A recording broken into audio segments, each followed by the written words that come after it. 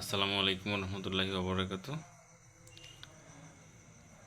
গত কিছুদিন ধরে আমার চেম্বারে একটা প্রশ্ন খুব রোগীরা করছে, সেটা হলো যে বর্তমানে সরকারিভাবে যে 5 কোটি শিশুকে টাইফয়েডের ভ্যাকসিন দেওয়া হচ্ছে, এই ভ্যাকসিনটা কতটুকু সেফ এবং এটা ইন ফিউচারে কোনো সমস্যা হবে কি না, এই বিষয় নিয়ে রোগীদের মধ্যে একটু চিন্তার ভাঁজ দেখা যাচ্ছে এবং আমার কাছে কমনলি এই বিষয়টা সবাই জানতে চাচ্ছে।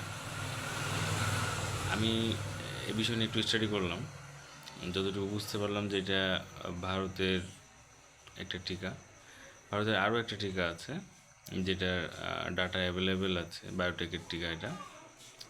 এবং এই টিকা এর আগে হিউম্যান বডিতে দেওয়া হয়েছে, কিন্তু বর্তমানে বাংলাদেশে যে টিকাটা ভারত সরকার হচ্ছে, বায়োটেকের টিকাটি ভালো। আর বর্তমানে বাংলাদেশে যে টিকাটি দেওয়া হচ্ছে এর হিউম্যান কোনো ডাটা নেই। এটা যে এর আগে কখনো মানুষের শরীরে পুশ হয়েছে বা এর রিয়াকশন কী হবে, এরকম কোনো ডাটা আমি খুঁজে পাইনি গুগলে বা তাদের ওয়েবসাইটে। তো যেহেতু 5 কোটি শিশুকে দেওয়া হচ্ছে, এটা হয়তো সেফ ভেবে দিচ্ছে সরকার, কিন্তু আমি যদি আমার নিজের বাচ্চাকে সাজেস্ট করি তাহলে আমি হয়তো এই মুহূর্তে টিকাটি দিতে নিষেধ করব। কারণ একটা নির্দিষ্ট সময় পরে বোঝা যাবে যে এর কার্যকারিতা কতটুকু।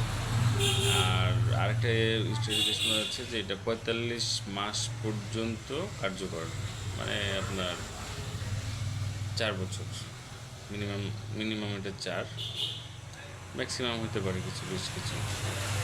তো আমি শুধু 4-5 বছর সেফটির জন্য শরীরে টাইফয়েডের